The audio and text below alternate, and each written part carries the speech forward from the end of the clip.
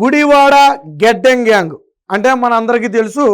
మాజీ బూతుల మంత్రి ఆయన అనుచరులు వీరందరికీ వచ్చిన పేరే గెడ్డెం గ్యాంగ్. ఎందుకంటే ఆ పేరుతోనే ఆ గుడివాడలో కానివ్వండి, ఆ చుట్టుపక్కల కానివ్వండి, అవినీతి అరాచకాలకు తెరదించారు.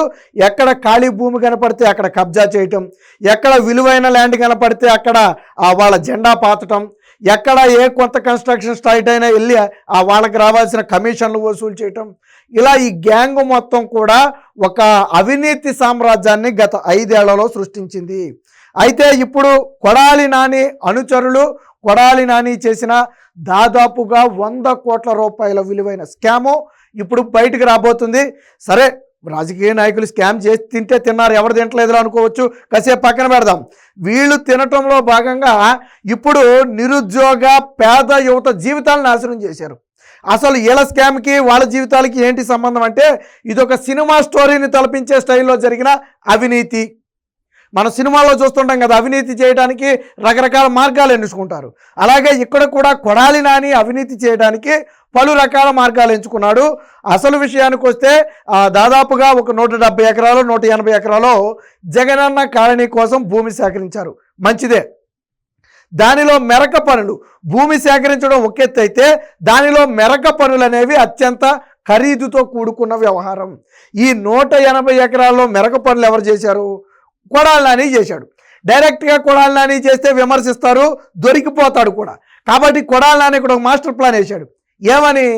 తన అనుచరుల పేరుతో ఉన్న కొంతమంది పేర్లు అక్కడ పెట్టి వాళ్ళు కాంట్రాక్ట్ పనులు చేస్తున్నట్టుగా ప్రభుత్వాన్ని నమ్మించి వాళ్ళ అకౌంట్లోనే డబ్బులు వేయించి ఇలా పడగానే అలా తీసుకునేవాడు మొత్తం. అంటే అర్థమైందా మీకు? అంటే పేద నిరుద్యోగ యువత ఎవరైతే ఉన్నారో వారికి వలబన్నాడు. ఒరే బాబు రండి, మీరు మీ ఖాతాలో కొన్ని డబ్బులు పడతాయి, ప్రతి నెల తీసి నాకు ఇవ్వండి, నేను మీకు ఎంతో కొంత ఇస్తానని చెప్పి వాళ్ళని నమ్మించాడు. వాస్తవానికి వాళ్ళకి తెలియదు మెరక పనులు ఆడ పేరు మీద జరుగుతున్నాయి, ఆ డబ్బులే వీళ్ళకి పడుతున్నాయి అని చెప్పి పాపం వాళ్ళకి తెలియదు. కరెక్ట్గా డబ్బులు పొద్దునే పడితే సాయంత్రానికి తీసి ఇచ్చేసేవాళ్ళంట.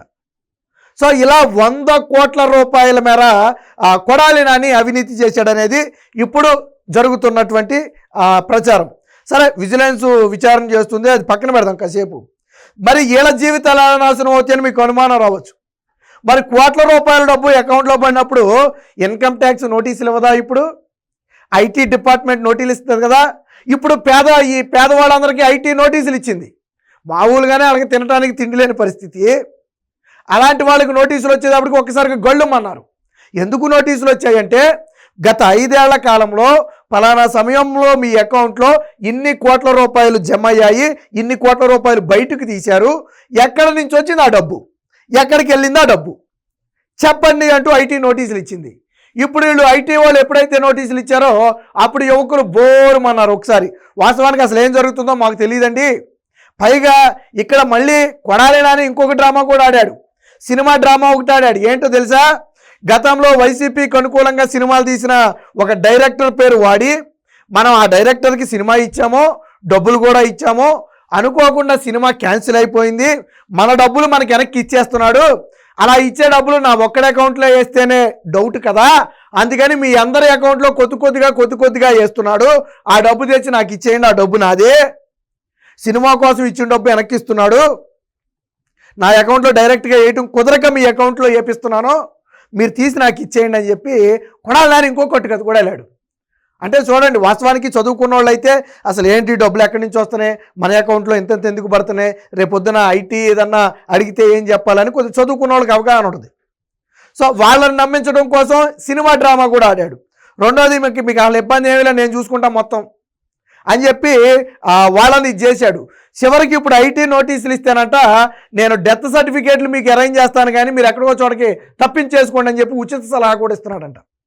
అదేంటంటే, ఆ రోజు మీరు అకౌంట్లో డబ్బులు మీరే తీసుకున్నారు కదా, ఈరోజు ఐటీ అడుగుతుంది, చెప్పకపోతే ఇప్పుడు మేము జైలుకు పోవాలి ఏంటి అంటే, కొడాలి నాని వాళ్ళ గ్యాంగ్ ఏం చెప్తుందంటే, మేము డెత్ సర్టిఫికేట్లు ఇస్తాం, మీరు చనిపోయినట్టుగా, మీరు ఇక్కడి నుంచి ఎస్కేప్ అయిపోండి, కనపడకుండా ఎటోకటు పక్క రాష్ట్రాలకు పారిపోండి అని ఒక ఉచిత సలహా కూడా వాళ్ళకి ఇస్తే పాపం వాళ్ళు ఇప్పుడు ఈ ఇన్కమ్ ట్యాక్స్ ముందు లబోదిబోమని చెప్పి జరిగింది మొత్తం గోడు వెళ్ళబోసుకుంటున్న పరిస్థితి. అందుకే చెప్పా, సినిమా స్టైల్ను తలపించే స్థాయిలో గుడివాడలో అవినీతి అక్రమాలు జరిగాయి. ముఖ్యంగా గెడ్డం గ్యాంగ్ చేసినటువంటి అవినీతి అంతా ఇంత కాదు. దీనికి సంబంధించిన వార్త వచ్చింది, ఒకసారి చూద్దాం. 100 కోట్లు కొట్టేసిన సినిమా కట్టు కదా, మట్టి సొమ్ము మింగేసిన గెడ్డం గ్యాంగు, గుడివాడలో బూతుల నేత స్క్రీన్ ప్లే. బూతుల నేత అంటే మీకు అర్థమైంది కదా, పేద యువకుల పేరుతో పనులు, బినామీ ఖాతాల్లోకి డబ్బులు, జగనన్న కాలనీ మెరక పనుల పేరుతో కోట్ల రూపాయల మళ్లింపు, ఆదాయ పన్ను కట్టాలి అంటూ ఐటీ విభాగం తాకీదులు.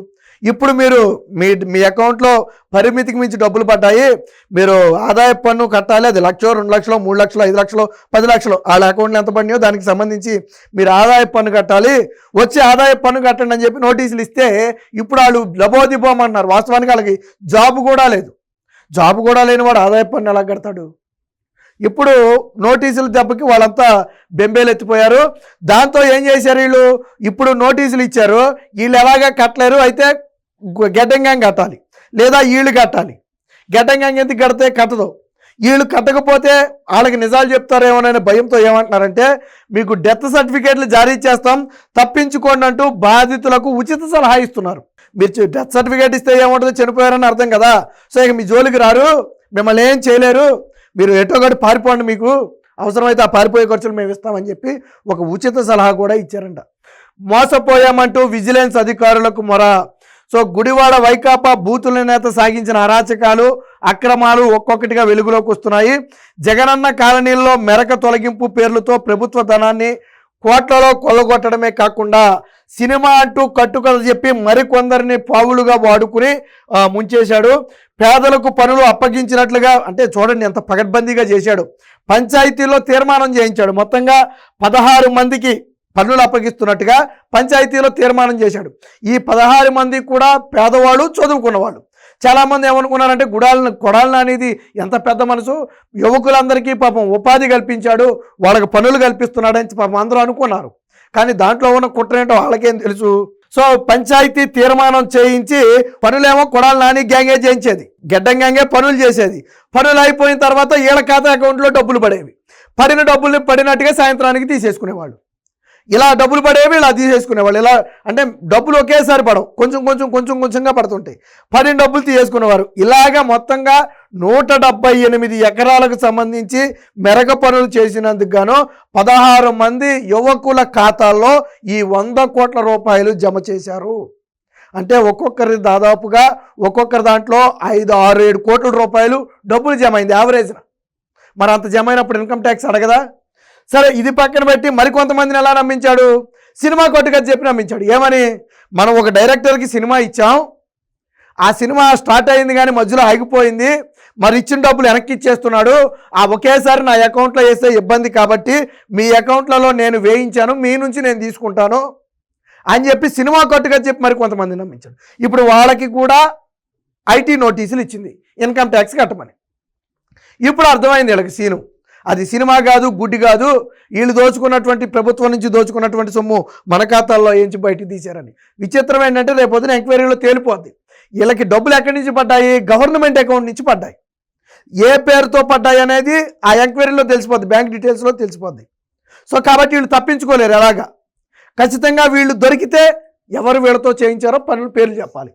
అప్పుడు మళ్ళీ అది సపరేట్ కేసు అవుద్ది, అది వేరే విషయం. మమ్మల్ని పలానా వ్యక్తి మోసం చేసి మా పేరు మీద డబ్బులు వేయించి తాను తీసుకున్నాడని వీళ్ళు చెప్తే అప్పుడు గెడ్డం గ్యాంగ్ మీద మళ్ళీ చీటింగ్ కేసు, అది వేరే కథ.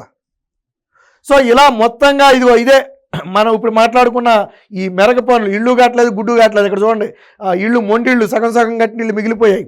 దీని మెరక పనుల పేరుతోనే 100 కోట్లకు పైగా దోచేశారు. దోచేయటమే కాకుండా ఇప్పుడు యువకుల జీవితాలను కూడా ప్రమాదంలోకి నెట్టి ఉచిత సలహా ఏంటంటే, మేము ఒక డెత్ సర్టిఫికేట్ ఇప్పిస్తాం మీకు ఎలాగోలాగనా, మీరు పారిపోండి. డెత్ సర్టిఫికేట్ అని ఎందుకు అంటున్నారు అంటే వాళ్ళ జోలికి రారు. ఒకవేళ వీళ్ళు పారిపోయినా వాళ్ళు ఏం వదిలిపెట్టదు, ఇన్కమ్ ట్యాక్స్ డిపార్ట్మెంట్ ఏం వదిలిపెడదు, ఇండియాలో ఎక్కడున్నా పట్టుకోతుంది, తీసుకొద్ది.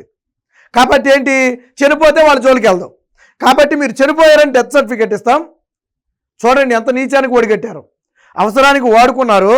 సరే, ఆ రోజు వాళ్ళకి ఏమైనా రూపాయి 1 రూపాయి జీతం లెక్క నెలకి ఏమైనా 10,000 15,000 ఇస్తే ఇచ్చి ఉండొచ్చు. ఇప్పుడు అవసరం తీరిన తర్వాత ఇప్పుడు మమ్మల్ని కాపాడండి అంటే మీరు చచ్చిపోయారని చెప్పి తప్పించుకోండి అని చెప్పి చెప్తున్నారు. ఇంతకంటే దారుణమైన పరిస్థితులు ఎలా ఉంటాయా? వాళ్ళు కుటుంబాలను వదిలేసి ఎక్కడికి పారిపోతారు ఇప్పుడు? సో ఆ 16 మంది కూడా ఇప్పుడు ఐటీ దెబ్బతో విజిలెన్స్ అధికారులకు జరిగింది మొత్తం కూడా చెబుతున్నారు. దీని మీద ప్రభుత్వం కూడా సీరియస్గానే ఉంది.